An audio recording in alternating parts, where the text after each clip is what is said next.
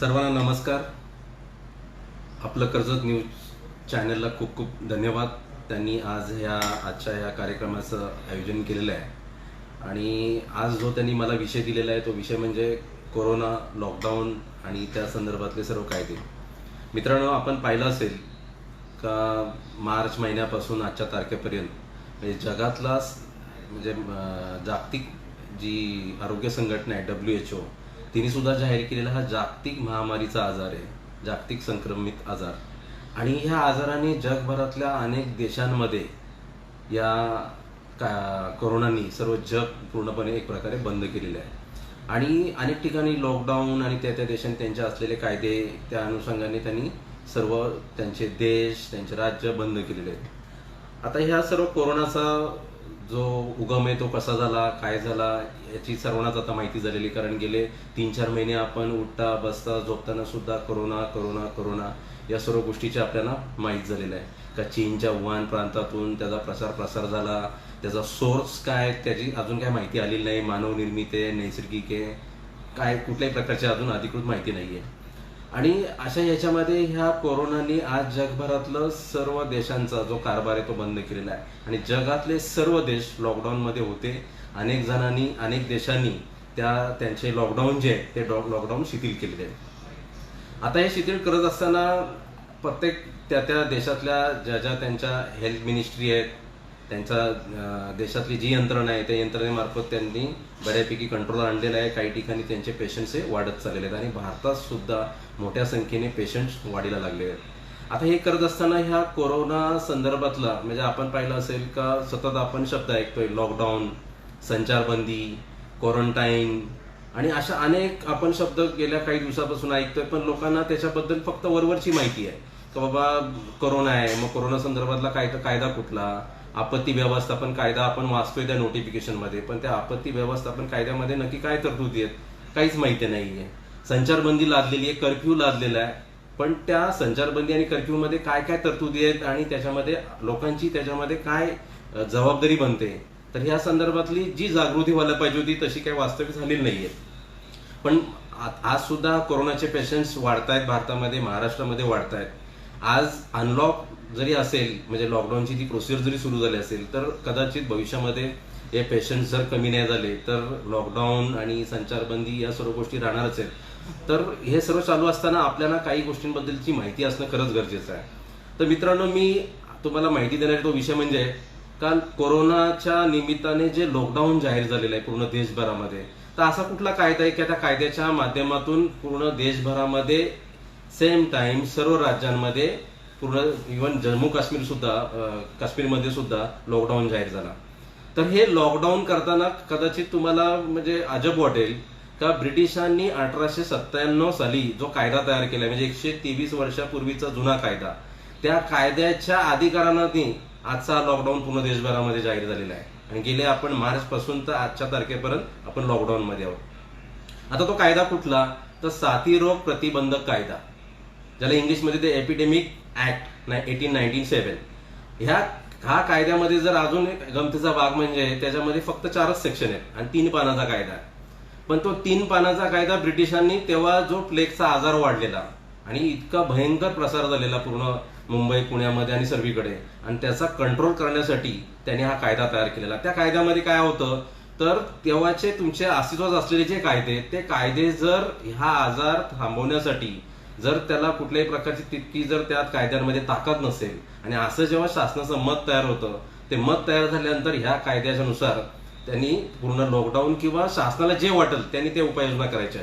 मग त्या उपाययोजना काय, तर त्यांनी मग त्या संदर्भातल्या लोकांना बाबा एकत्र जमाव करून द्यायचं की नाही, लोकांनी अशी लोक जे पीडित असतील, आजारी असतील, त्यांना कसं क्वारंटाईन करायचं, बाकी या सर्व उपाययोजना त्याच्यामध्ये केलेल्या आहेत. आणि त्याच्यामध्ये पेनल्टी क्लॉज सुद्धा त्यांनी लिहिलेला आहे का जर अशा प्रकारचा कायद्याचं जर कोणी उल्लंघन केलं तर तेव्हा ब्रिटिशांनी लिहून ठेवलेलं आहे का 188 खाली त्याच्या IPC नुसार त्याच्यावर गुन्हा दाखल होणार. आणि तोच कायदा 123 वर्षानंतर आज सुद्धा भारतामध्ये वापरला गेला आहे आणि त्या कायद्याने दिलेल्या अधिकारानुसार आज भारताचे पंतप्रधान नरेंद्रजी मोदी यांनी पूर्ण देशभरामध्ये तो लॉकडाऊन जाहीर केलेला आहे. आता त्या कायद्याच्या याच्यामध्ये आज पण अनेक लोकांचे मतभेद आहेत. का 123 वर्षापूर्वीचा कायदा आज आपण वापरतोय, पण त्याच्यामध्ये 123 वर्षापूर्वी असलेली परिस्थितीने आज तर तितके सक्षम त्याच्यामध्ये ज्या कायदेशीर तरतुदी पाहिजेत त्या नाहीयेत आणि आताच्या परिस्थितीमध्ये त्या उपयोगी नाहीयेत. आज आपण जगभरामध्ये पाहिलं असेल, लंडन, UK, USA अनेक देशांनी कोविड ऍक्ट तयार केले, पण भारतामध्ये अजून अशा प्रकारचा कुठलाही कायदा तयार झालेला नाहीये. आता ह्याच्यामध्ये जे काय साथीचे जे आजार, ते आजार कुठले आहेत तर कॉलरा आहे, डेंग्यू आहे, मलेरिया आहे आणि जसं आता कोरोना व्हायरस आहे. तर हे कोरोना व्हायरस अशासारखे साथीचे आजार जेव्हा होतात, त्या साथीच्या आजारामध्ये शासनाला असं वाटतं का ते जे आता जे प्रचलित कायदे, ते प्रचलित कायदे आताच्या परिस्थितीमध्ये कामी येऊ शकत नाही आणि म्हणून त्या कायद्यानुसार त्या कायद्याची अंमलबजावणी केली जाते. तर भारतामध्ये सुद्धा 11 मार्च 2020ला कॅबिनेट सेक्रेटरीनी अशा प्रकारची जी अधिसूचना काढली आणि त्या अधिसूचनेनुसार सर्व राज्यांना सांगितलं का तुम्ही ह्या साथी प्रतिबंधक कायद्याची अंमलबजावणी आता करायची आहे. आणि महाराष्ट्रामध्ये 13 मार्च 2020 पासून ती अधिसूचना जारी झाली आणि त्या अधिसूचनेनुसार त्या राज्याच्या मुख्यमंत्र्यांना आणि त्या अधिकाऱ्यांना तो अधिकार देण्यात आला का तुम्ही या आजाराचा जर तुम्हाला प्रतिबंध करायचा असेल तर तुम्हाला ह्या कायद्यानुसार ज्या तुम्हाला कुठल्या गोष्टी वाटतील त्या उपाययोजना तुम्ही तयार करायच्या आहेत. तर ह्या कायद्यानुसार जे अधिकार प्राप्त झाले त्या अधिकारानुसार महाराष्ट्र शासनाने काय केलं, कोविड-19 आजाराचा थांबवण्यासाठी उपाययोजना नियम हे नोटिफिकेशन तयार केलं, जे 14 मार्च सर्वांकडे अनेक ठिकाणी आपण पत्रकारांनी किंवा अनेक लोकांकडे ते पोहोचलं असेल. आणि त्याच्यामध्ये त्यांनी सर्व नियमावली केली का ह्या कायद्याअंतर्गत नंतर जो आपत्ती व्यवस्थापन कायदा 2005 त्या कायद्यानुसार जे अधिकार राज्याला दिलेले आहेत त्या अधिकाराचा वापर करून हे लॉकडाऊनमध्ये लोकांनी कसं वागलं पाहिजे, लोकांच्यावर काय जबाबदारी आहेत, ह्या आजारासाठी जे क्वारंटाईन करण्याची जी प्रोसिजर आहे ती सुद्धा त्या कायद्यामध्ये त्यांनी नमूद केलेली आहे. आणि त्यानुसार आपण पाहिलं असेल जितके नोटिफिकेशन्स आहेत त्या नोटिफिकेशन्समध्ये ह्या 2-3 कायद्याचा त्यांनी उल्लेख केलेला आहे. एक भारतीय दंडविधान संहिता, नंतर तुमचा आपत्ती व्यवस्थापन कायदा 2005 आणि साथी रोग प्रतिबंधक कायदा 1897. आणि ह्या कायद्याअंतर्गत दिलेल्या अधिकाराचा वापर करून त्या राज्यांनी त्या राज्यातल्या अधिकाऱ्यांनी त्यांनी अंमलबजावणी करायची. त्याच्यानंतर दुसरा चर्चेचा म्हणजे आपण वाचला असेल तो म्हणजे आपत्ती व्यवस्थापन कायदा. आता आपत्ती व्यवस्थापन कायदा आपण पाहिला असेल का त्याचा पण म्हणजे भारत स्वतंत्र झाल्यानंतर 58 वर्षानंतर 2005 साली तो तयार झालाय. म्हणजे 2005 पर्यंत कुठल्याही प्रकारची जर या देशावर जर आपत्ती आली, नैसर्गिक असेल, मानव निर्मित असेल, तर त्याच्यासाठी त्याचं कंट्रोल करण्यासाठी त्याचं नियोजन करण्यासाठी कुठलाही कायदा अस्तित्वात नव्हता. म्हणजे त्याच्यापूर्वी फक्त एकच होतं का जर कुठली आपत्ती आली तर आल्यानंतर काहीतरी उपाययोजना करायची, मदत करायची किंवा त्याचं नियोजन करायचं. पण ती आपत्ती येण्यापूर्वी काय केलं पाहिजे याच्यासाठी कुठलाही कायदा किंवा ती उपाययोजना अस्तित्वात नव्हती. मग अशी काय परिस्थिती तयार झाली तर 1993 साली ओडिसामध्ये जो चक्रीवादळ आला, त्याच्यानंतर मग सुनामी आली 2004ची. तर हे सुनामी वगैरे आल्यानंतर मग भारताला त्याची आवश्यकता वाटली का आपल्या देशामध्ये सुद्धा एक आपत्ती व्यवस्थापन कायदा असला पाहिजे आणि म्हणून त्या कायद्याची 25 डिसेंबर 2005 मध्ये हा कायदा पारित करण्यात आला. कारण आपण पाहिलं असेल 20व्या शतकातल्या शेवटच्या दशकामध्ये म्हणजे 1980-90च्या दरम्यान अनेक आपत्ती आपल्या देशावर आलेली आणि त्या आपत्तीमध्ये त्याचं नियोजन करण्यासाठी कुठल्याही प्रकारचा आपल्याकडे कायदा नव्हता. आणि त्या दरम्यान युनोनी सुद्धा जाहीर केलेलं तर डिझास्टर रिस्क रिडक्शन हा प्रोग्रामच त्यांनी जगाला दिलेला आणि त्या अंतर्गत आपल्या देशामध्ये आणि अनेक देशांनी सुद्धा या डिझास्टर मॅनेजमेंटसाठी म्हणजे आपत्तीचं व्यवस्थापन करण्यासाठी हा कायदा त्यांनी तयार केला. आता ह्या आपत्ती व्यवस्थापन कायद्यामध्ये काय तरतुदी आहेत तर आपत्ती व्यवस्थापन म्हणजे आपण बोलतो आपत्ती म्हणजे काय, जी सडनली अचानकपणे एखादी अशी कुठली तरी घटना घडते जी मानव निर्मित आहे, निसर्ग निर्मित आहे आणि ती घटना आउट ऑफ कंट्रोल म्हणजे जी आपल्या हातामध्ये नाही आणि त्यांना त्या घटनेनी इथल्या राष्ट्राची संपत्ती, मानव जी संसाधने ती, नंतर तुमची राष्ट्रीय संपत्ती आणि इकॉनॉमी या 4 गोष्टीवर त्याचा खूप मोठा परिणाम होतो, खूप मोठं नुकसान होतं आणि त्याचे परिणाम हे दूरगामी पडणारे असतात. म्हणजे अनेक वर्ष त्या सर्व नुकसानीचा जो परिणाम आहे हा तुमच्या आमच्यावर पडणारा असतो. अशी आलेली आपत्ती म्हणजे ती आपत्ती असते. आणि मग ह्या आपत्ती संदर्भातलं काय असलं पाहिजे 2005च्या कायद्यामध्ये पहिल्यांदा असं त्यांनी त्याच्यामध्ये स्ट्रक्चर तयार केलं का ह्या कायद्यामध्ये कशा प्रकारचं व्यवस्थापन केलं पाहिजे. मग त्यांनी काय केलं, प्राधिकरण केलं. कारण पूर्वी असं होतं का जर 2005च्या पूर्वी जर आपत्ती कुठेही आली, कुठल्याही राज्यांमध्ये आली, तालुक्यांमध्ये आली तर एक जनरल म्हणून जी मदत केली जायची त्या प्रकारचं मदत करण्याचं एक स्ट्रक्चर होतं. पण आपत्ती व्यवस्थापन कायद्याने काय केलं, त्रिस्तरीय एक संस्थात्मक रचना तयार केली, म्हणजे शासकीय. ती कुठली रचना? तर राष्ट्रीय, राज्य आणि जिल्हा या 3 ठिकाणच्या त्यांनी एक ती संस्थात्मक रचना तयार केली आणि त्याच्यामध्ये समन्वय आणला त्यांनी. का राष्ट्र स्तरावर कुठली? राष्ट्रीय आपत्ती व्यवस्थापन प्राधिकरण, राज्य आपत्ती व्यवस्थापन प्राधिकरण आणि जिल्हास्तरीय प्राधिकरण. तर ह्याच्यामध्ये ह्या राष्ट्रीय जे प्राधिकरण असते त्या राष्ट्रीय प्राधिकरणामध्ये जे पंतप्रधान असतात ते त्या प्राधिकरणाचे हे अध्यक्ष असतात आणि त्याच्यामध्ये 9 जे लोक असतात ते त्याच्यातले एक्सपर्ट असतात, सेक्रेटरी असतात, तर ज्यांना आपत्ती व्यवस्थापनच्या परिस्थितीबद्दल चांगलं नॉलेज असतं. राज्यांमध्ये सुद्धा हे प्राधिकरण तयार करताना तशाच प्रकारचं स्ट्रक्चर असतं आणि जिल्हा स्तरावर सुद्धा 7 लोकांची ती तशी ते प्राधिकरणाचं एक स्ट्रक्चर असतं आणि त्या माध्यमातून राष्ट्रीय जे कार्यक्रम आखले जातात, जी योजना सरकारची जी जाहीर केली जाते ती योजना ती राज्यांनी राबवायची, राज्यांनी जाहीर केलेली जी योजना आहे ती जिल्ह्यांनी राबवायची आणि जिल्ह्याच्या प्राधिकरणाचा जो अध्यक्ष असतो तो अध्यक्ष कोण असतो? तो कलेक्टर असतो आणि त्या कलेक्टरनी इतर जे सदस्य असतात मग त्यांचे सीओ असतील, मेडिकल ऑफिसर्स आहेत जिल्ह्याचे, या सर्व लोकांना घेऊन ती कमिटी बनवायची असते आणि ते या कायद्याअंतर्गत प्राधिकृत केलेले अधिकारी असतात. आता ह्या अधिकाऱ्यांचं काम काय असतं? म्हणजे राष्ट्रीय स्तरावर सुद्धा पूर्ण राष्ट्रामध्ये जिथं कुठे अशा प्रकारच्या ज्या आपत्ती येते तर त्या आपत्ती संदर्भातलं त्यांनी एक मॉनिटरिंग करायचं. मॉनिटरिंग म्हणजे काय? का समजा एखाद्या मुंबई आहे तर मुंबई हा समुद्राच्या बाजूला असलेला एक शहर आहे, तर उद्या सुनामी किंवा अशा काही घटना घडणार आहेत तर पूर्वी घडल्यानंतर आपल्याकडे नियोजन केलं जायचं. मग मुंबईमध्ये उद्या सुनामी येणार आहे किंवा आता आलेलं अलीकडचं निसर्ग चक्रीवादळ असेल तर ह्याच्यामध्ये अचानक येणारी जी परिस्थिती असते तेव्हा मग ह्या ज्या गव्हर्नमेंट ज्या मशिनरी आहेत या मशिनरीमध्ये समन्वय पूर्वी नसायचा.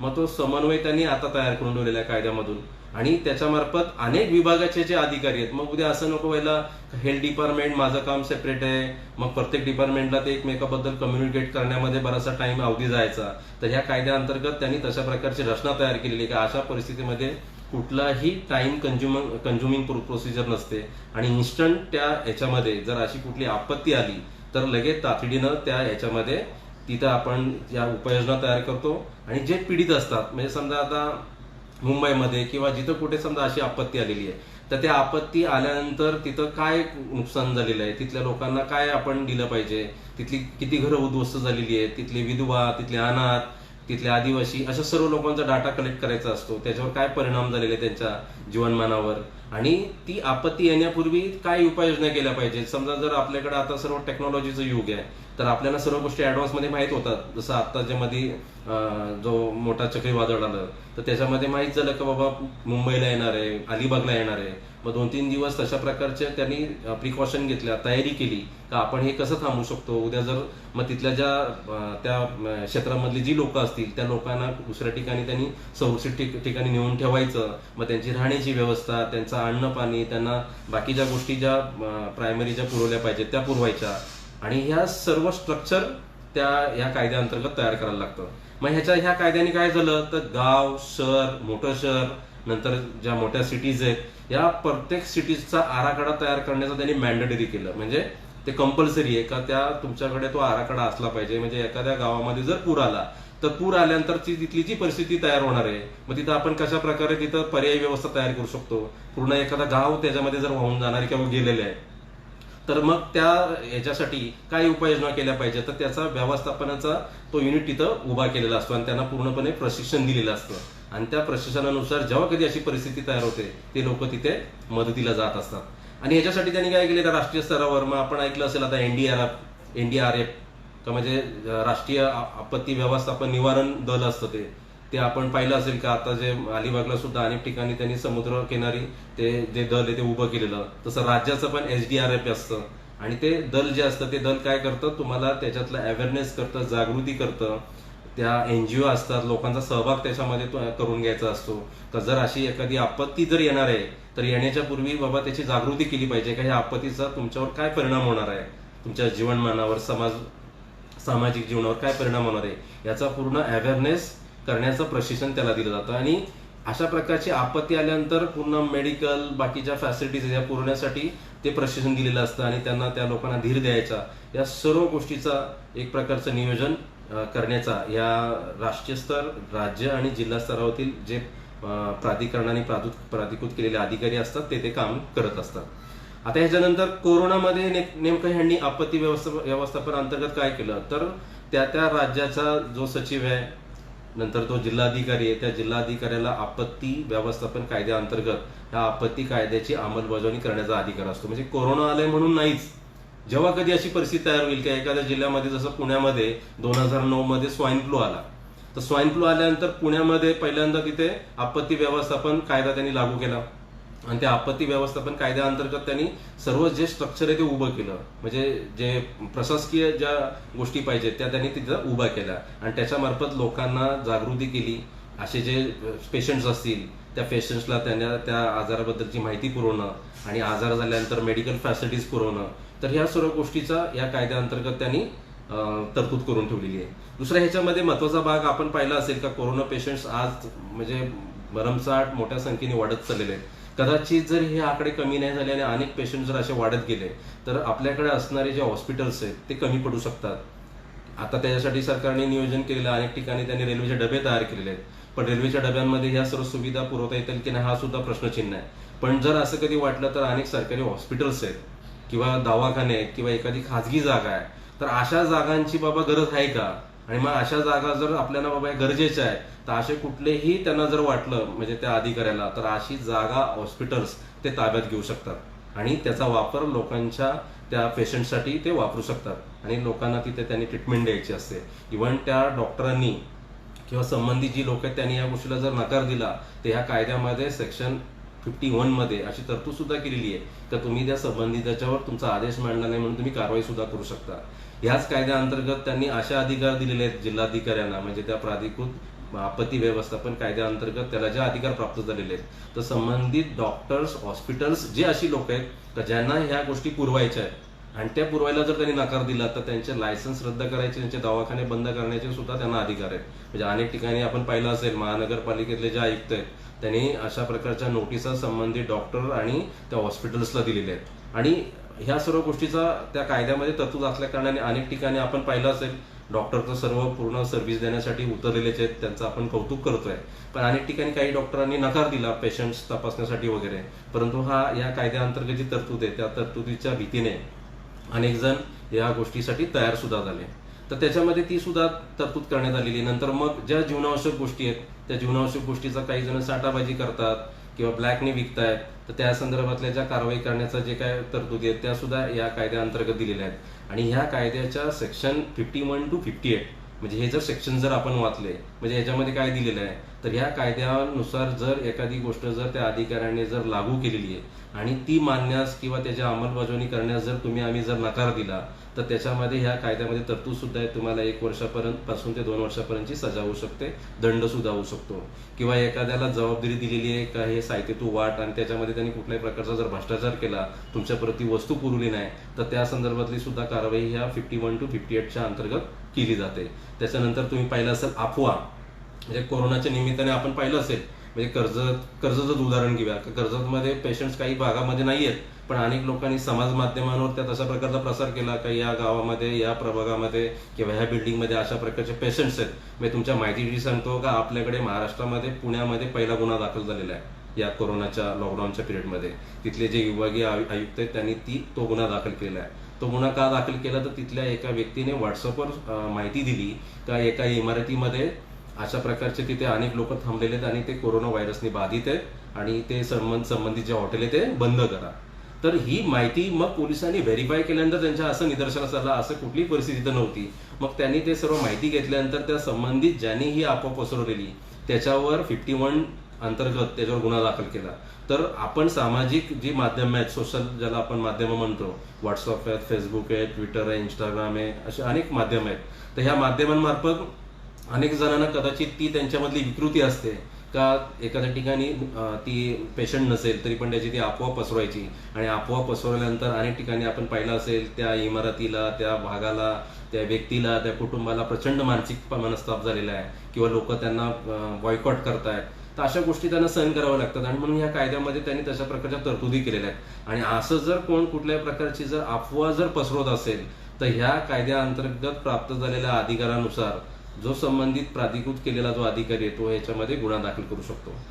आता ह्या आपत्ती व्यवस्थापन कायद्याअंतर्गत आपण पाहिलं असेल, म्हणजे 2005 पासून अनेक ठिकाणी या कायद्याअंतर्गत देशभरातल्या जिथे जिथे कुठे अशी आपत्ती उद्भवली त्या ठिकाणी या कायद्याअंतर्गत खूप चांगल्या प्रकारची मदत आणि सर्व प्रकारचं सहकार्य झालेलं आहे. आणि या कायद्यामध्ये अशी सुद्धा तरतूद केलेली आहे, जे प्राधिकरणाच्या अंडर त्यांनी अनेक समित्या तयार केलेल्या आहेत, उपसमित्या तयार केलेल्या आहेत. आणि त्या उपसमित्या कशासाठी, का ह्याच्यातले जे एक्सपर्ट असतात, म्हणजे समजा राज्यामध्ये जर एखादी सल्लागार समिती तयार करायची आहे, तर त्याच्यातला जो निवृत्त जो राज्यसेवेतला जो अधिकारी असतो आणि इतर जे त्या डिपार्टमेंटमधले जे त्याच्यातले एक्सपर्ट असतात, अशा लोकांना घेऊन ती एक समिती तयार केली जाते. आणि त्याच्यामध्ये सर्व गोष्टीचा उहापोह केला जातो, का जर हा आजार आलेला आहे याच्यासाठी थांबवण्यासाठी काय केलं पाहिजे, त्याच्यासाठी नवीन समजा आपण जे आता अंमलबजावणी करतोय त्या कुठल्या गोष्टी कमी पडतात का, मग त्याच्यामध्ये आपण नव्याने काय केलं पाहिजे.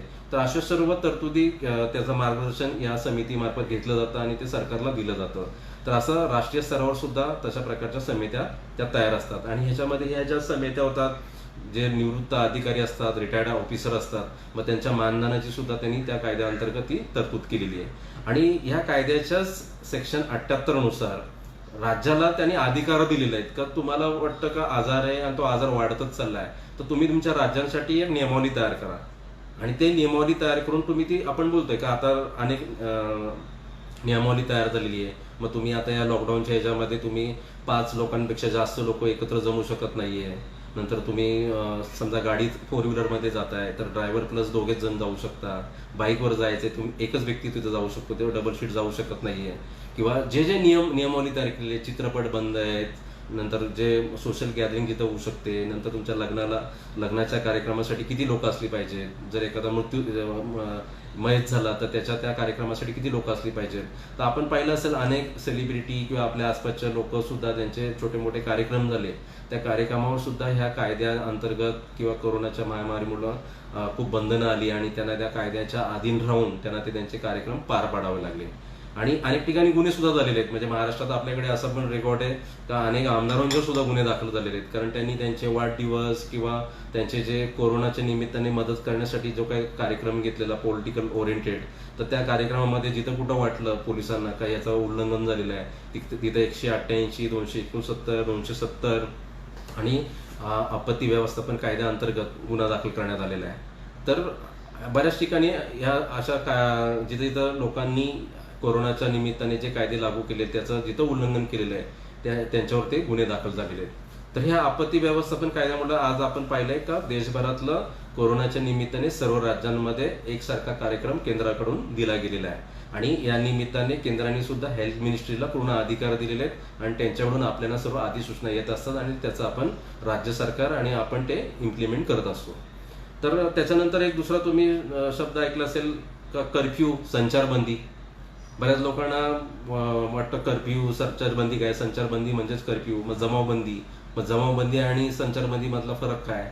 तर सुरुवातीला आपण पाहिलं असेल, जेव्हा सुरुवातीच्या टप्प्यामध्ये आपण होतो या कोरोना लॉकडाऊनच्या, तर पहिल्या टप्प्यामध्ये जमावबंदीला त्यांनी बंदी घातलेली, म्हणजे 144 खाली हा अधिकार कलेक्टरला दिलेला आहे, पोलिसांना दिलेला आहे. तर ह्याच्यानुसार 4-5 पेक्षा जास्त लोक तुम्ही एकत्र जमू शकत नाही. आणि अशा प्रकारचं जर तुम्ही लोक जर जमली तर तुम्हाला त्याच्यातलं स्पष्टीकरण दिलं पाहिजे का जमले, म्हणजे तसं पण तुम्हाला जमता येत नाही. पण 5 पेक्षा जास्त लोक जर जमली तर तुमच्यावर गुन्हा दाखल होतो. पण जमावबंदीमध्ये एक फरक असतो का तुम्ही बाहेर जाऊ शकता, 1-2 लोक बाहेर त्यांच्या आवश्यक गोष्टीसाठी ते बाजारात जाऊ शकतात, खरेदी करू शकतात, किंवा त्यांच्या फिरण्यावर कुठल्याही प्रकारची बंदी नसते, किंवा ते गाडी घेऊन 4 व्हीलर 2 व्हीलरवर फिरू शकतात. तर हा त्याच्यातला फरक होता. पण जेव्हा संचारबंदी आणि कर्फ्यू लागला, तर संचारबंदी आणि कर्फ्यूमध्ये काय असतं, तुम्हाला बाहेर पडताच येत नाही. तिथं 4 किंवा 5 असा विषयच नसतो. पोलिसांच्या परवानगीशिवाय तुम्हाला बाहेर फिरता येत नाही. फक्त जीवनावश्यक गोष्टीसाठी त्याचा पण काय पुरावा असेल तरच तुम्हाला फिरता येईल. म्हणजे तुम्ही पाहिलं असेल, जेव्हा 2 महिने खूप स्ट्रिक्टली हे जेव्हा कर्फ्यू सुरू होता, तर रस्त्यावर अनेक रस्त्यावर पोलीस आणि सर्व यंत्रणा उभी होती आणि आपल्याला बाजारात सुद्धा फिरता येत नव्हतं. तर तेव्हा तो कर्फ्यू लावलेला. म्हणजे कर्फ्यू आणि जमावबंदी मधला हा फरक आहे. तर जमावबंदीमध्ये तुम्ही 4-5 पेक्षा जास्त लोक तुम्ही एकत्र जमू शकत नाही. 4-5 लोक सुद्धा विथ परमिशन एखादा कार्यक्रम घेऊ शकतात. कर्फ्यूमध्ये तुम्हाला ह्या सर्व गोष्टी ऍक्टिव्हिटीजला पूर्णपणे परवानगी नसते, तुम्हाला अलाउड नसतं. आणि जर तुम्ही अशा प्रकारची जर कुठली प्रोसिजर केली किंवा तुम्ही अनावश्यकरित्या जर बाजारात किंवा कुठे जर फिरत असाल तर पोलिसांनी अनेक ठिकाणी IPC 188 खाली गुन्हा दाखल केलेला आहे. आता 188 म्हणजे काय, सरकारने काढलेला एखादा आदेश आहे, ऑर्डर आहे, आणि तो आदेश आहे आणि माहीत असताना सुद्धा आपण त्याला न जुमानता रस्त्यावर बाहेर फिरतोय किंवा काही काम नसताना सुद्धा आपण बाहेर निघालेलो आहे, तर असं जर पोलिसांच्या निदर्शनास आलं तर ते पोलिसांनी ते गुन्हे दाखल केलेले आहेत. कदाचित पुढे सुद्धा लॉकडाऊन वाढलं किंवा अशी जेव्हा परिस्थिती होईल तर आपल्याला ह्या सर्व कायद्यांबद्दलची माहिती असणं खूप गरजेचं आहे. का नक्की बाबा पोलिसांनी अशी का ट्रीटमेंट दिली. त्याच्यानंतर आपण पाहिलं असेल कनिका कपूर, एक फेमस आपण एक ॲक्टर आहे, का तिने तिच्यावरती केस दाखल झालेली आणि TV वर सतत ते दाखवत होते. तर कनिका कपूरनी जेव्हा ती फॉरेनला गेलेली आणि तिने कुठल्याही प्रकारची कल्पना देता ती अनेक लोकांच्या पार्टीजमध्ये ती सहभागी झालेली, आणि सहभागी झाल्यानंतर ती स्वतः कोरोनाने बाधित झाली, आणि बाधित झाल्यानंतर संबंधित लोकांना सुद्धा क्वारंटाईन व्हावं लागलं. आणि मग त्याच्यामध्ये तिच्यावर कुठला गुन्हा दाखल केला तर 188, 269 आणि 270. आता 269 आणि 270 काय IPC, तर IPC 269 आणि 270 म्हणजे असं आहे का तुम्हाला कोरोना झालेला आहे किंवा तुम्हाला एखादा साथीचा आजार झाला याची माहीत असताना सुद्धा जाणीवपूर्वक तुम्ही लोकांमध्ये जाताय, लोकांमध्ये वावरताय, म्हणजे तुम्ही त्या आजार पसरवायला कारणीभूत झालात, म्हणून त्या 269 आणि 270 खाली तुमच्यावर गुन्हा दाखल करण्यात आलेला आहे. आणि त्याच्यानंतर अनेक ठिकाणी 290 सुद्धा दाखल केलेला आहे, पब्लिक न्यूजन्स, म्हणजे तुम्ही सार्वजनिक ठिकाणी उपद्रव्य केलं म्हणून तुमच्यावर तो गुन्हा दाखल झालेला आहे. आता ह्याच्यामध्ये लोकांना ही सुद्धा जाणीव नाहीये का हे तर गुन्हे दाखल होत आहेतच. आज सुद्धा तीच परिस्थिती आहे, फक्त थोडंसं अनलॉक प्रोसिजर सुरू आहे, पण उद्या पेशंट्स वाढत आहेत आणि तुम्हाला माहिती आहे मला आजार झालेला आहे, आणि आजार झालेला असताना सुद्धा मी बेजबाबदारपणे लोकांमध्ये वावरतोय आणि मी असं वागतोय का त्यांनी पेशंट्स वाढणार आहेत, समोरच्याला तो बाधित होणार आहे ही जाणीव असताना सुद्धा जर तुम्ही तशा प्रकारचं जर वागला तर तुमच्यावर 304 खाली सुद्धा गुन्हा दाखल होऊ शकतो, ज्याची सजा 2 वर्ष आहे. आणि त्याच्यानंतर तुम्हाला असं माहिती आहे का मला आजार झालेला आहे, तो मोठ्या स्टेजला आहे, पण माझा कुणाबरोबर तरी मतभेद आहेत, वाद आहे, भांडण आहे, आणि मला ह्या आजाराच्या निमित्ताने कुणाला तरी मारायचं आहे, असं जरी निदर्शनास आलं तरी तुमच्यावर 304(2) खाली गुन्हा दाखल होऊ शकतो आणि त्याला सजा 10 वर्ष आहे. तर मित्रांनो ही गोष्ट लक्षात ठेवली पाहिजे का आजाराच्या निमित्ताने जसं ब्रिटिशांनी साथी प्रतिबंधक कायदा तयार केला 1897ला, पण त्या कायद्याचा दुष्परिणाम पण तेवढाच होता, कारण तेव्हा ब्रिटिशांनी त्याचा इतका गैरवापर केला का ते सहज कुणालाही अडवायचे, कुठलीही जहाज अडवायचे, कुठलीही गाडी अडवायचे, कुणाच्याही घरात घुसायचे, कुठल्याही घराची तपासणी करायचे, म्हणजे तो अतिरेकपणा त्यांनी केलेला. आणि तोच अतिरेकपणा मग या कायद्याच्या निमित्ताने अनेक ठिकाणी आपण झालेला आहे, मग तो प्रशासकीय लेवलला असेल किंवा आपण खाजगी आयुष्यामध्ये पण असेल, तर ह्या कायद्याच्या निमित्ताने अनेक गोष्टी घडलेल्या आहेत. जसं फॉर एक्झाम्पल तुम्हाला सांगतो का कामगारांचे कायदे, ते कामगारांचे कायदे अनेक राज्यांनी कोरोनाच्या पडद्यामागे ठेवून, म्हणजे कोरोना बाबा संक्रमण वाढतोय आणि मग त्याच्यामध्ये जे कारखानदार जे मालक आहेत त्यांना अडचणी भेडसावतात किंवा कामगारांना, त्यातल्या काही ज्या तरतुदी आहेत त्यांनी त्या सॉफ्ट केलेल्या आहेत. म्हणजे इनडायरेक्टली काय केलं, त्या कायद्याचं जे स्वरूप आहे ते स्वरूप त्यांनी सॉफ्ट करून टाकलेलं आहे. त्याच्यानंतर तुम्ही पाहिलं असेल एक तो गर्भलिंग निदान कायदा आहे, तर त्या कायद्याअंतर्गत त्यांनी डॉक्टरांना थोडीशी सूट दिलेली आहे. म्हणजे आपण त्याच्यातलं पाहिलं असेल का एखादा गर्भलिंग निदान करायचं असेल तर त्याचं ऑडिट दर महिन्याला व्हायचं किंवा 30 जूनपर्यंत ते करणं आवश्यक असायचं. तर त्या कायद्यामध्ये सुद्धा त्यांनी आपत्ती व्यवस्थापन कायद्याअंतर्गत ह्या कायद्याअंतर्गत शासनाला अधिकाऱ्यांना प्रत्येक जिल्ह्यामध्ये अशा प्रकारचे अधिकार देण्यात आलेले आहेत. आता ह्या कायद्यानुसार लॉकडाऊनमध्ये सर्व अधिकाऱ्यांनी खूप चांगल्या प्रकारचं काम केलं. आता त्याच्यानंतर आपण पाहिलं असेल का क्वारंटाईन जी प्रोसिजर आहे, म्हणजे ज्याला आपण विलगीकरण म्हणतो, तर अनेक लोकांना क्वारंटाईन केलं. आता ह्या क्वारंटाईन बद्दलची जर माहिती आपण पाहिली तर क्वारंटाईन हा जो शब्द आहे हा लॅटिन वर्ड आहे. 17व्या शतकामध्ये ह्या शब्दाची उन्नती झालेली आहे, कारण तेव्हा एक परिस्थिती अशी होती, लॅटिन मीन्स 40, म्हणजे जेव्हा एका देशावरून दुसऱ्या देशामध्ये जर ते जहाज जायचं तर ते जहाज बंदरावर 40 डेजसाठी ते आतमध्ये घेत नव्हते, आणि त्या 40 डेजमध्ये त्यांच्यावर सर्व उपचार केले जायचे का त्यांना कुठल्या आजाराचा आहे, साथीचा, त्यांचे त्वचेचे आजार आहेत का, आणि तो पिरियड संपल्यानंतर मग त्या जहाजाला बंदरामध्ये येऊन द्यायचे. आणि मग ती पद्धत सुरू झाली. मग अमेरिकेमध्ये, बाहेरच्या देशांमध्ये मग क्वारंटाईन संदर्भातले कायदे सुद्धा तयार झाले, आणि आपण मग पहिल्यांदा ह्या कोरोना व्हायरसच्या निमित्ताने क्वारंटाईन हा शब्द आपण ऐकला, आणि तो आता लोकांच्या जीवनामध्ये सर्रासपणे आपण तो शब्द सहजपणे बोलत असतो. तर क्वारंटाईन ही प्रोसिजर एक म्हणजे मेडिकल टर्ममध्ये नेहमीच वापरली जाते, पण आपल्यासाठी ती नवीन होती. कारण जर एखादा पेशंट जर परदेशातून आलाय गेल्या 14 दिवसांमध्ये आणि तो परदेशातून आलाय असं जर माहिती जर कुठल्या त्या यंत्रणेला जर माहीत झाली, तर त्या व्यक्तीला घरामध्ये क्वारंटाईन किंवा घराच्या बाहेर जिथं कुठे क्वारंटाईन सेंटर तयार केले असेल त्या सेंटरवर ठेवण्याची तरतूद करण्यात आली. आणि ते सुद्धा आपत्ती व्यवस्थापन कायदा आणि साथी रोग प्रतिबंधक कायद्याच्या अधिकारांनी जे प्राधिकृत अधिकारी केलेले आहेत, त्यांना जे अधिकार प्राप्त झालेले आहेत, ते अशा प्रकारचा ते क्वारंटाईन करू शकतात. आता हा क्वारंटाईन करण्यास जर एखाद्या व्यक्तीने जर विरोध केला तर त्याच्यावर सुद्धा 188 नंतर बाकी जे IPC मधले जे कायदे आहेत त्या कायद्याअंतर्गत त्याच्यावर गुन्हा दाखल होऊ शकतो. कारण जर त्याला क्वारंटाईन केलं नाही, जो सर्रासपणे जर बाजारामध्ये किंवा त्याच्या सार्वजनिक जीवनामध्ये जर फिरत राहिला आणि अनेक लोकांना जर त्यांनी कोरोना व्हायरस पसरवण्यासाठी जर तो एक वाघ म्हणला, तर तो जबाबदार म्हणून त्याच्यावर ते गुन्हे दाखल केले जाऊ शकतात. आणि म्हणून क्वारंटाईन त्यांनी करण्यासाठी मग आपल्या भारताचं जे काय आरोग्य हेल्थ मिनिस्ट्री आहे, त्या हेल्थ मिनिस्ट्रीनी तशा प्रकारचे WHOने दिलेल्या गाईडलाईन नंतर आपल्या हेल्थ मिनिस्ट्रीने दिलेल्या गाईडलाईननुसार सर्व देशभरामध्ये तशा प्रकारच्या नियमावली तयार करण्यात आली का क्वारंटाईन कुणाला करायचं, मग त्या आजाराची लक्षणं त्याची त्यांनी माहिती दिलेली आहे. का जर एखाद्याला खोकला असेल, ताप असेल आणि त्याचं मग त्यांनी तो एक क्रायटेरिया तयार करून लोकांना दिलेला आहे का कुठल्या परिस्थितीमध्ये तुम्ही ह्याची ट्रीटमेंट केली पाहिजे किंवा तपासणी केली पाहिजे. आणि हे करण्यासाठी शासनाला तशा प्रकारचे त्यांनी आदेश दिले आणि त्या जिल्हाधिकाऱ्यांना त्यांनी ते अधिकार दिलेले आहेत. आणि त्यानुसार मग क्वारंटाईन ही करण्याची प्रोसिजर झाली. मग क्वारंटाईनमध्ये आता अनेक त्याच्यामधल्या लोकांचे मतभेद आहेत. म्हणजे काही जण म्हणतात किती डिस्टन्स ठेवला पाहिजे, त्याच्यामध्ये एक नवीन शब्द प्रयोग आला, फिजिकल डिस्टन्सिंग का सोशल डिस्टन्सिंग, म्हणजे सामाजिक अंतर ठेवायचं का शारीरिक अंतर ठेवायचं. तर जगभरामध्ये जर आपण पाहिलं तर सर्व देशांनी एक शारीरिक अंतर ठेवण्याचं त्यांनी त्याच्याबद्दलची सूचना दिलेली आहे. परंतु आपल्याकडे तो सामाजिक अंतराचा शब्द जास्त प्रसिद्ध झाला. तर त्याच्यामध्ये वास्तविक असं आहे का 2 लोक जेव्हा एकत्र येतात तर 2 लोक एकत्र आल्यानंतर त्याच्यामध्ये किती फुटाचं अंतर असलं पाहिजे.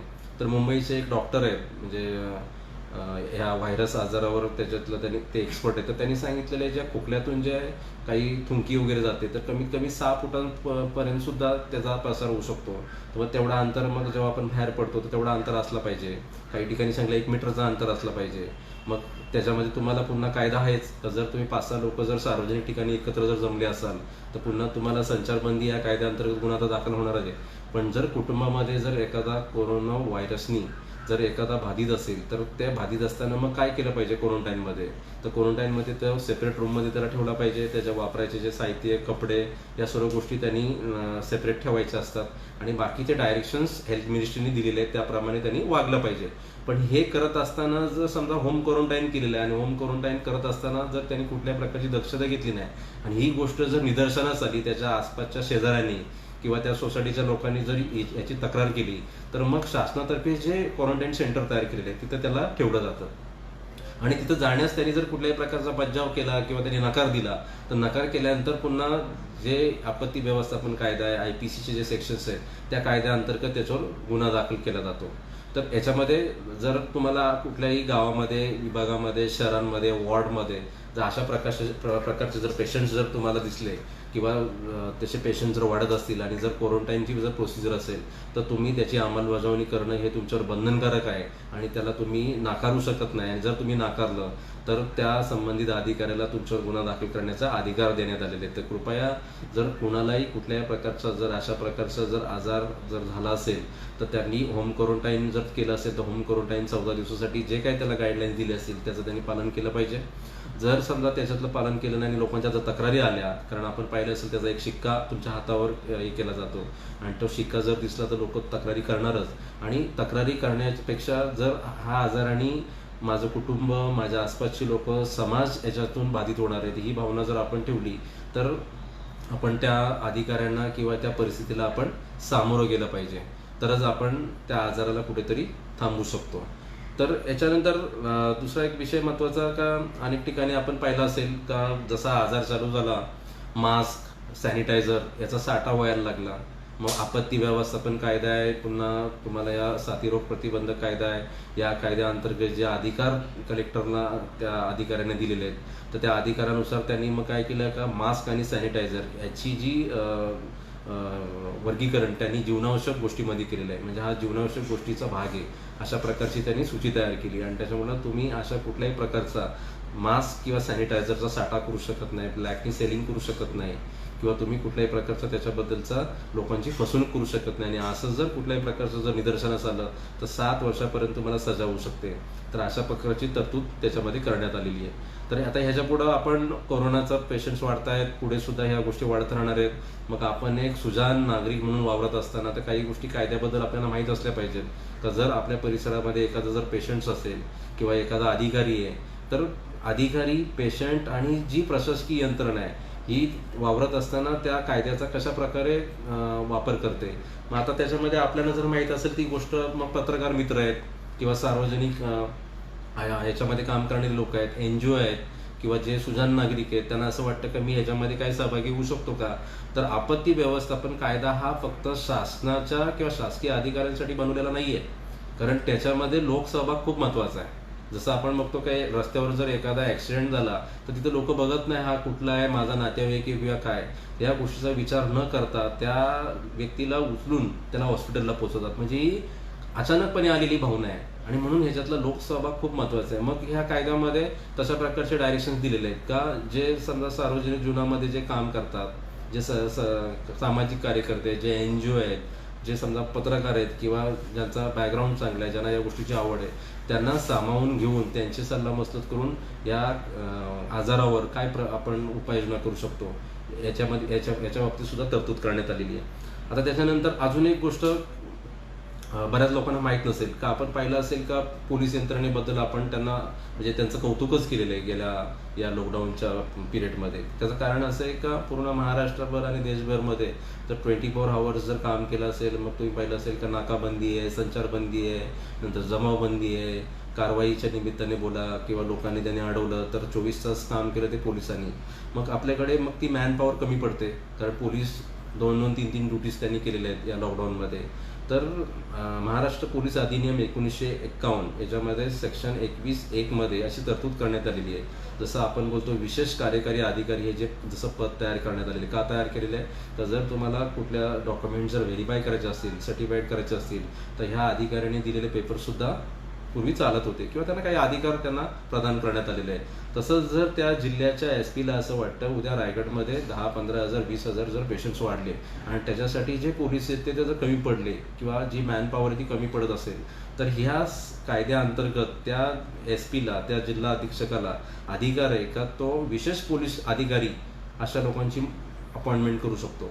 आणि हे विशेष पोलीस अधिकारी कोण म्हणू शकतो, ज्याचं वय 18 ते 50च्या दरम्यान आहे, ज्यांनी NCC, त्याचे अधिकारी, त्याचे शिक्षक असतील किंवा जे रिटायर्ड मिलिटरी ऑफिसर असतील, जे NGO असतील, जे सार्वजनिक क्षेत्रामध्ये काम करतात, जे सामाजिक कार्यकर्ते आहेत, ज्यांना आवड आहे, ज्यांच्यावर कुठल्याही प्रकारची गुन्हेगारी पार्श्वभूमी नाही, कुठल्याही प्रकारचे गुन्हे दाखल नाहीत, अशा लोकांची विशेष पोलीस अधिकारी म्हणून नेमणूक करण्याचा अधिकार SP ला आहे आणि SP हे करू शकतात. जर कदाचित ही गोष्ट पत्रकार किंवा संबंधित लोकांना जर माहीत असेल तर आपण ही गोष्ट ती सुचवू शकतो, कारण आपण अनेकदा अशा सुद्धा टीका झालेल्या सोशल माध्यमावर तर पोलीस काही ठिकाणी बाबा तिथं नाकाबंदीला नाही, ड्युटीज करत नाही आहेत किंवा अडवत नाही आहेत किंवा त्या पोलीस अधिकाऱ्याचं तुम्हाला उत्तर असतं का आमच्याकडे माणसं कमी आहेत आणि आम्ही मग इतक्या सर्व मोठ्या शहरावर किंवा तालुक्यावर लक्ष ठेवू शकत नाही, मग आम्हाला ते तितके पोलीस काही पुरवले गेले नाहीत. तर अशा परिस्थितीमध्ये त्या SP ला आपण विनंती करू शकतो किंवा त्या SP नी ती तरतूद करायची आहे का जे लोकांमधून अशा प्रकारचे अपील करून विशेष पोलीस अधिकाऱ्याची नेमणूक करायची आणि त्या अधिकाऱ्याची नेमणूक केल्यानंतर त्या पोलीस अधिकाऱ्याची जी हजेरी आहे ती संबंधित पोलीस स्टेशनला पोलिसांसारखीच घेतली जाते आणि त्याला मग तिथं समजा सार्वजनिक दुकानं आहेत, किराणा दुकानं आहेत, जीवनावश्यक गोष्टी जिथं आहेत, जिथं गर्दी होते, अशा ठिकाणी त्यांच्या नेमणुका केल्या जातात आणि त्या नेमणूक केल्यानंतर पोलिसांना एक प्रकारे सहकार्य केलं जातं. म्हणजे जे काम पोलीस करतात ते काम करण्याचा अधिकार त्यांना दिलेले असतात. तर अशा प्रकारचा सुद्धा सहभाग आपण करू शकतो, कारण अनेक ठिकाणी अशा सुद्धा चर्चा झालेल्या का बिचारे डॉक्टर, पोलीस 24 तास काम करतायत, त्यांना सुद्धा त्यांचं स्वतःचं जीवन आहे. मग ज्यांना अशा गोष्टीची आवड आहे का मी हे काम करू शकतो, तर त्यांनी ज्या अधिकार त्या SP ना दिलेले आहेत किंवा कदाचित त्यांनी या गोष्टीचा वापर केला नसेल तर आपण ही गोष्ट त्यांना सुचवू शकतो. त्याच्यामध्ये काही गोष्टी काही ठिकाणी असं सुद्धा दिसलेलं आहे का साथीरोग प्रतिबंधक कायदा आहे, आपत्ती व्यवस्थापन कायदा आहे, IPC मधल्या तरतुदी आहेत, महाराष्ट्र पोलीस अधिनियमामध्ये तरतुदी आहेत. पण त्या तरतुदीचा त्या अधिकाऱ्याने वापर केलेला नाहीये. कारण ते अवेअरनेस करण्यासाठी ज्या तुमच्या NGO आहेत, म्हणजे ज्या संस्था आहेत किंवा जे असे सामाजिक कार्यकर्ते आहेत, पत्रकार आहेत, तर अशा लोकांचा ग्रुप तयार केला पाहिजे, त्यांना सहभागी करून घेतलं पाहिजे, त्यांच्यामार्फत जागृती केली पाहिजे का हा आजार कसा आहे. जसं आता आपण बघतोय लोकांना मास्क घालायला सांगितलेलं आहे, पण लोक मास्क तोंडाला न लावता हनुवटीवर ठेवतात. तर याचं सुद्धा प्रशिक्षण, त्याचा अवेअरनेस झालं पाहिजे. तर हनुवटीवर जर तुम्ही मास्क ठेवला असेल तर तरी सुद्धा तुम्हाला त्याच्यामध्ये फाईन केला जाऊ शकतो, लक्षात घ्या. कारण आपत्ती व्यवस्थापन कायद्याअंतर्गत त्या आयुक्तांनी आणि कलेक्टरनीच नियम बनवलेले आहेत. म्हणजे तुम्ही जरी तो हनुवटीवर मास्क ठेवला तर तो मास्क तुम्ही लावला नाहीये असाच त्याचा अर्थ होतो आणि तुम्हाला 500 रुपये ते 2000 पर्यंत फाईन होऊ शकतो. आणि जर तुम्ही तो गुन्हा जर 2दा केला असेल तर तुम्हाला मग त्याच्यामध्ये तुम्हाला तुमच्यावर FIR सुद्धा आणि दंड सुद्धा होईल. तर ही गोष्ट सुद्धा आपण लक्षात ठेवली पाहिजे. कारण आपण बघतोय बाजारात आपल्या आसपास फिरताना अनेक जण म्हणजे ते मास्क कुणासाठी लावतात हा प्रश्नचिन्ह आहे. कारण ते बाहेर निघताना तो मास्क फक्त फॉर्मॅलिटीज करतात का मला कोणतरी पोलीस अडवणार आहे किंवा कोणतरी मला बोलेल का तू बाबा मास्क का लावला नाही. पण तो मास्क कुठे असतो तर हनुवटीवर असतो. तर अशा प्रकारचा ठेवलेला मास्क सुद्धा तो कायदेशीर त्याच्यामध्ये गुन्हा आहे आणि त्याच्यावर कारवाई होऊ शकते. तर मला वाटतं त्या संदर्भात सुद्धा आपण थोडीशी जागरूकता ठेवली पाहिजे. मास्क प्रॉपर वे लावला पाहिजे आपण. आणि मास्क लावण्यासंदर्भात सुद्धा अधिसूचना जाहीर करण्यात आलेली माहिती दिलेली आहे. डिस्पोज केला पाहिजे, त्याला व्यवस्थित सॅनिटायझरिंग करून त्याला वॉश केला पाहिजे. या संदर्भातला त्यांनी गाईडलाईन्स दिलेल्या आहेत. त्याच्यानंतर आपण पाहिलं असेल आज आपण बघतोय का अनलॉक याच्यामध्ये अनेक दुकानं उघडी ओपन केलेली आहेत. मग ती दुकानं उघडी झाल्यानंतर सुद्धा अनेक ठिकाणी बघितलं असेल का त्या दुकानदार आणि त्या ग्राहकामध्ये जे 3 फुटाचं किंवा जे स्टँडर्ड त्यांनी जे सांगितलेलं किती फुटाचं अंतर असलं पाहिजे ते अंतर जर मेंटेन नसेल केलं तर त्या दोघांच्यावर सुद्धा गुन्हा दाखल होऊ शकतो, त्या दुकानदारावर पण आणि त्या ग्राहकावर सुद्धा.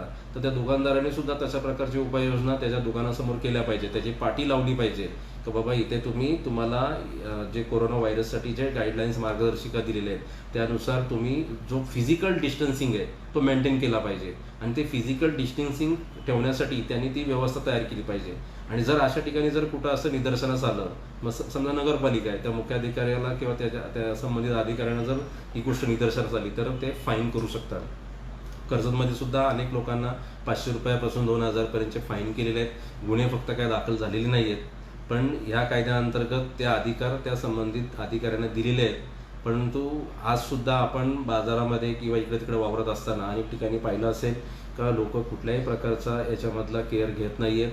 अनेक ठिकाणी झुंबड होते, गर्दी होते आणि कुठल्याही प्रकारचं जे शारीरिक अंतर ठेवलं पाहिजे ते शारीरिक अंतर ठेवलं जात नाही आहे. तर जेव्हा सध्या पोलीस यंत्रणा किंवा अशा प्रकारचे गुन्हे दाखल होतील तर ती एक कदाचित मला वाटतं भीतीचं वातावरण त्याच्यामध्ये तयार होऊन लोक तशा प्रकारचं वागणार नाही आहेत. आता त्याच्यानंतर एक गोष्ट अशी झाली का पोलिसांना जे अधिकार दिलेले आहेत तर साथीरोग प्रतिबंधक कायद्यामध्ये त्या कायद्याअंतर्गत ब्रिटिशांनी काय केलं सोयीनुसार त्याच्यामध्ये एक असा कलम लिहिलेला आहे का त्या कलमामध्ये काय लिहिलं आहे का त्या अधिकाऱ्याला जे वाटेल काही एखादं काम बाबा ते करायचं आहे तर त्यासाठी त्यांनी जी काही कृती केली तर त्याला कुठली कारवाई होऊ शकत नाही.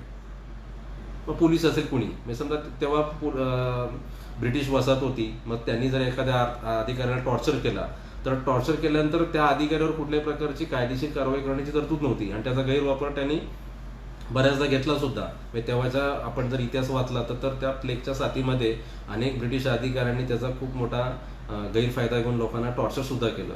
तर तशाच प्रकारे आपण काही ठिकाणी ऐकलं असेल आपल्या काही पोलीस मित्रांनी कर्जतमध्ये काही अशा घटना घडल्या नाहीत, पण बऱ्याच ठिकाणी आपण TV चॅनलला पाहिलं असेल का लोकांना मारलं किंवा त्यांना आपण सार्वजनिक ठिकाणी त्यांना उठबशा करायला लावल्या किंवा त्यांना टॉर्चर केलं. तर वास्तविक कुठल्याही कायद्यांमध्ये अशा प्रकारचा टॉर्चर करण्याचा किंवा शिक्षा देण्याची पोलिसांना कुठल्याही प्रकारचा अधिकार नाही. आणि आता ह्या कोरोना व्हायरसच्या लॉकडाऊनच्या पिरियडमध्येच जी बॉम्बे हायकोर्टच्या नागपूर बेंचमध्ये जी एक रिट पिटिशन फाईल केलेली त्या पिटिशनमध्ये त्या बेंचनी असं जजमेंट दिलेलं आहे का पोलिसांना कुठल्याही प्रकारचा शिक्षा देण्याचा अधिकार नाही आहे. पोलिसांना जर कुठलं वाटतंय तर पोलिसांना 188 आणि जे IPC मधले आपत्ती व्यवस्थापन कायदा असेल त्यांना जे अधिकार प्राप्त झाले त्यानुसार ते कारवाई करू शकतात, परंतु त्यांना अशा कुठल्याही प्रकारची लोकांना सजा देण्याचा अधिकार नाही आहे. तर ती तरतूद त्याच्यामध्ये करण्यात आली. आणि त्याच्यानंतर आपण पाहिलं असेल अनेक ठिकाणी पोलिसांनी लोकांना मारजोडीचा जो काही प्रकार होत होता तो त्यांनी थांबवलेला आहे. पण ह्याच्यामागे पण पोलिसांचा काही कुठल्याही प्रकारचा वाईट हेतू नव्हता. कारण अनेक लोक, आपण सुद्धा बऱ्याच लोकांनी मूर्खपणा केला. लॉकडाऊन इतका असताना सुद्धा अनेक लोक रस्त्यावर काही कारण नसताना फिरत होते आणि शेवटी नाईलाजानं तशा प्रकारची कारवाई केलेली आहे. 1-2 प्रकरणामध्ये समजा तसं काही घडलं असेल, परंतु ह्या गोष्टीचा बॅलन्स करण्याची जबाबदारी ही शेवटी ती प्रशासनावरच आहे. कारण त्या संदर्भातली जागृती केली पाहिजे. कारण त्या नागरिकाचे सुद्धा काही अधिकार असतात आणि प्रशासनाचे सुद्धा काही अधिकार असतात. त्याचा बॅलन्स बसवणं खूप महत्त्वाचं आहे. कारण त्या नागरिकाला, कारण ह्या साथीरोग प्रतिबंध कायद्यासंदर्भातले अनेक जे संविधान तज्ज्ञ आहेत त्यांनी त्याचं मत व्यक्त केलेलं आहे का हा जो कायदा आहे हा संविधान अस्तित्वात येण्याच्या पूर्वीचा आहे व त्याच्यामध्ये जे मानवी हक्क अधिकार आहे त्याचं उल्लंघन होत आहे. आणि आज सुद्धा 123 वर्षानंतर तो कायदा अस्तित्वात आहे. तर त्या निमित्ताने अनेक ठिकाणी या घटना घडलेल्या सुद्धा आहेत. परंतु आपण एक शेवटी जसा कायदा आपल्यासाठी बनवलेला आहे तर कायद्याचं रक्षण करण्यासाठी एक व्यक्तीची नेमणूक केलेली आहे आणि आपण त्याची अंमलबजावणी करायची. तर ह्याच्यामधला जो बॅलन्स पाहिजे तो बॅलन्स अनेक ठिकाणी झालेला नाही आहे. पण लोकांना याबद्दलची माहिती असली पाहिजे. तर आपण सुद्धा समजा समाजामध्ये वावरत असताना आपल्याला कोरोना व्हायरसचा बाधित एखादा जर रुग्ण दिसला आणि तो रुग्ण जर ऐकत नसेल तर आपण कुणाकडे तक्रार केली पाहिजे. तर आपल्याकडे मग स्थानिक कुठली मशिनरी आहे, तर ती नगरपालिका आहे. ग्रामपंचायत असेल तर तिथे कोण आहे, तर ग्रामसेवक आहे.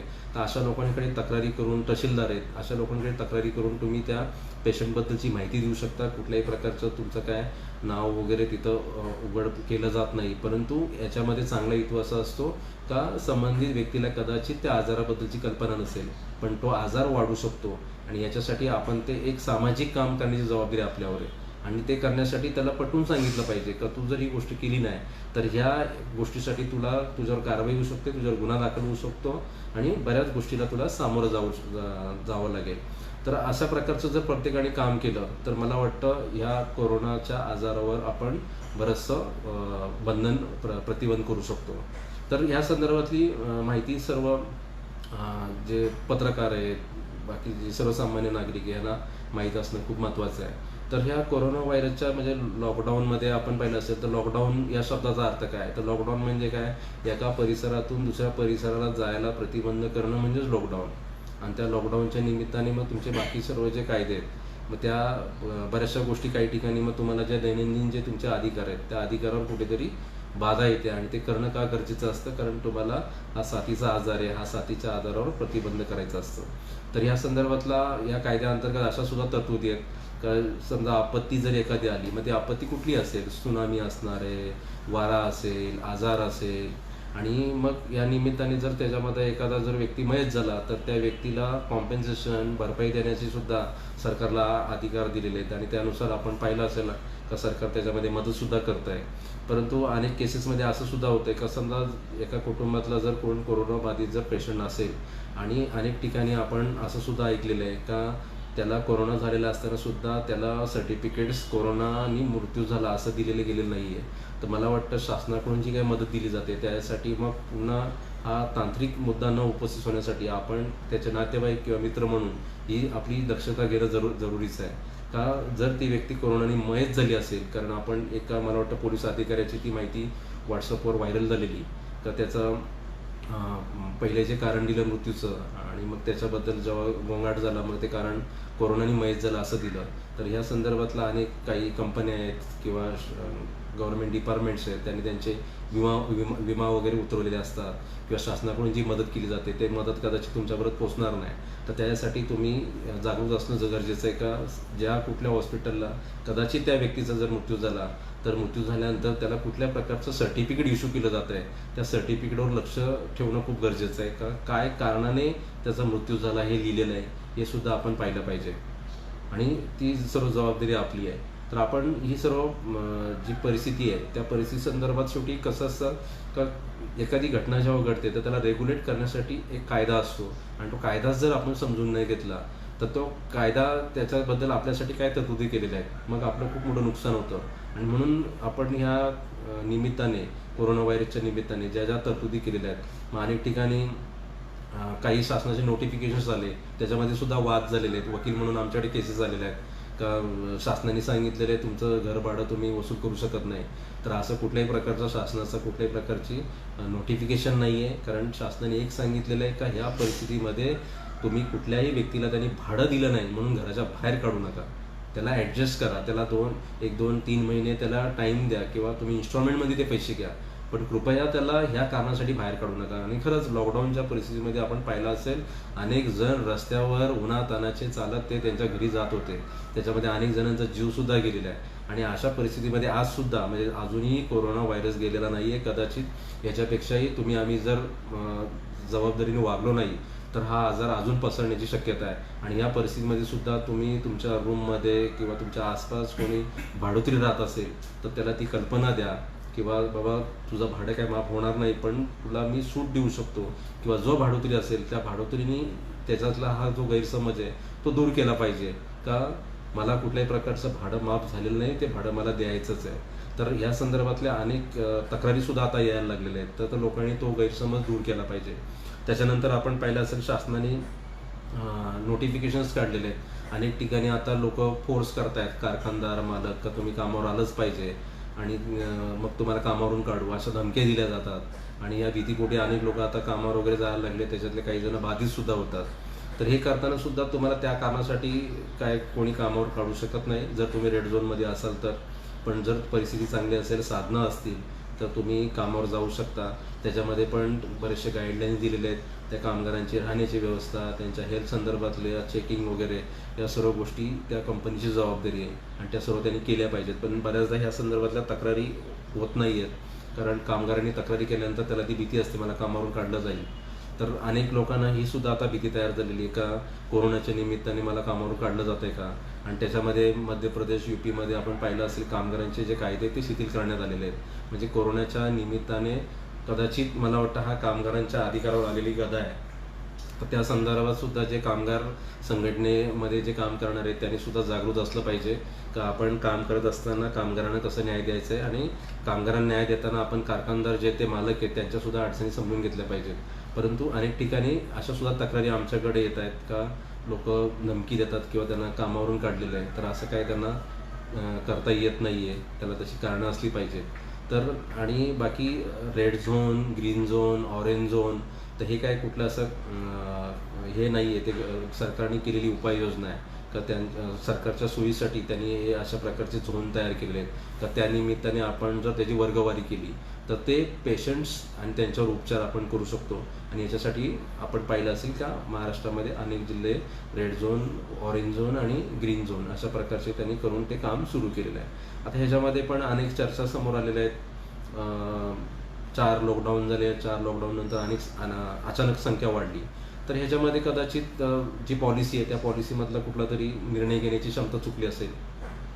कारण पहिले 4 लॉकडाऊन जे होते ते 4 लॉकडाऊनमध्ये लोकांना घरामध्ये थांबून ठेवलेलं आणि मग अचानकपणे लोकांना सूट दिली आणि जे ते ज्याच्या राज्या आणि गावामध्ये गेल्यानंतर ती संख्या आता वाढलेली दिसते. कदाचित मला वाटतं पहिल्या लॉकडाऊननंतर जर अशा प्रकारची जर तरतूद केली असती का लोकांना त्यांच्या घरी जर जाऊन दिलं असतं तर नंतरचे 3 लॉकडाऊन हे जर खूप स्ट्रिक्टली केलं असतं तर आजची जी संख्या कदाचित नसती. पण मला वाटतं आपण यंत्रणा किंवा ह्याच्यावर या सर्व गोष्टी तक्रारी करण्यापेक्षा तर आता आपल्याला त्या सर्वांना एकत्रितरित्या सामोरं जायचं आहे. आणि जी आपल्याला म्हणजे जी आता राष्ट्रावर आलेली जी एक मोठी आपत्ती आहे त्या आपत्तीला आपल्याला सामोरं जाऊन त्या आपत्तीचं आपल्याला निवारण करायचं आहे. तर ह्याच्यासाठी नागरिक म्हणून तुमचे अधिकार, प्रशासनाचे अधिकार, मग समजा कदाचित नागरिकांकडून चूक होते, प्रशासनाकडून चूक होते, पण जर आपल्याला एकमेकाच्या कार्य, जबाबदाऱ्या, कर्तव्य याच्याबद्दल जर माहिती असेल तर त्या गोष्टीवर आपण ती गोष्ट आपण मांडू शकतो. तर गव्हर्नमेंटच्या ह्यासुद्धा गोष्टीवर आपण लक्ष ठेवलं पाहिजे. गव्हर्नमेंटच्या अनेक नोटिफिकेशन्स डे टू डे येतात. तर शेतकऱ्यांसाठी बाबा काय करता येईल, कामगारांसाठी काय करता येईल किंवा इतर जे पीडित लोक आहेत, आदिवासी लोक आहेत यांच्यासाठी काय करता येईल. तर हे कुठल्या कायद्यामध्ये लिहिलेलं नाही.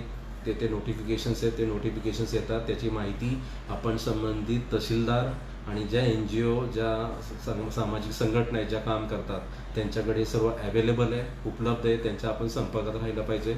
आणि अशा प्रकारचा लाईव्ह कार्यक्रम घेण्याचा हेतू हाच आहे का कोरोना, लॉकडाऊन आणि त्या संदर्भातले कायदे म्हणजे मी आपल्याबरोबर जी चर्चा केलेली ती कुठली आहे तर 1860चा भारतीय दंडविधान संहिता ज्याच्यानुसार आपण अनेक ठिकाणी पेपर आणि लोकांमधल्या चर्चेतून आपण ऐकलं असेल का 188 खाली 269, 270 आणि 290 अंतर्गत गुन्हे दाखल झाले.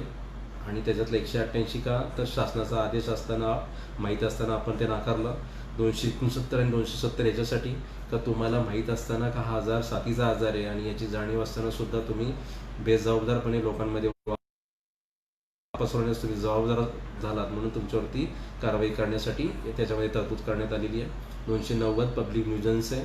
आपत्ती व्यवस्थापन कायदा सेक्शन 51 ते 58 पर्यंत तुम्हाला त्याच्यामध्ये कायदेशीर कारवाई करण्याच्या तरतुदी केलेल्या आहेत, ज्याच्यामध्ये सुद्धा ह्याच गोष्टी आहेत. सोशल मीडियावर अफवा पसरवणं किंवा लोकांमध्ये कशा प्रकारची जनजागृती करणं, गव्हर्नमेंटचे फंडिंग कसं पोचवणं, नंतर मॉनिटरिंग कसं करणं, त्याच्यानंतर सर्व जे डिपार्टमेंटचे सरकारचे त्या डिपार्टमेंटमध्ये कसा समन्वय असला पाहिजे याचा सर्व त्या भारतीय आपत्ती व्यवस्थापन कायद्यामध्ये तरतूद करण्यात आलेली आहे.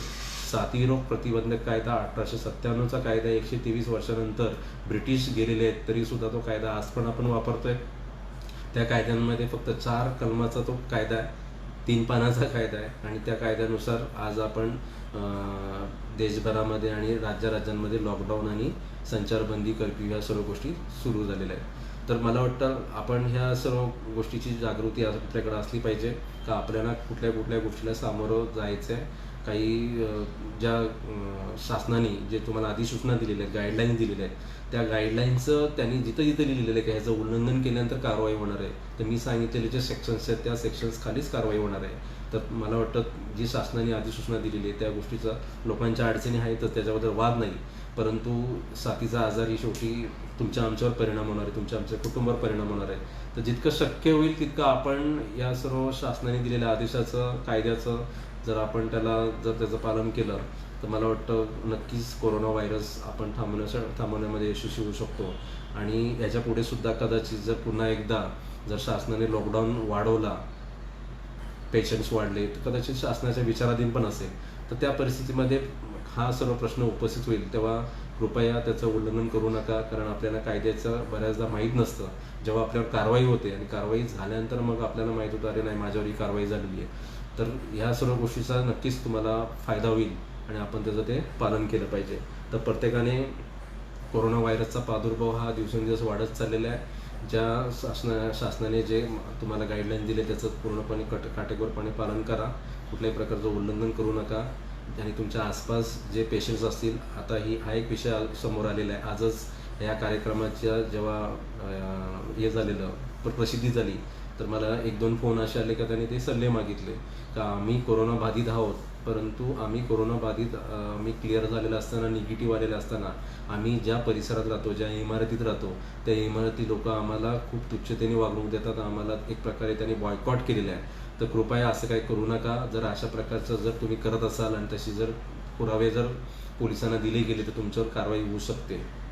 आणि त्याच्यामध्ये तुमची एक आपली जबाबदारी अशी बनते का जे कोरोना बाधित असतील तर त्यांना आपण भावनिक प्रतिसाद दिला पाहिजे, भावनिक सपोर्ट केला पाहिजे.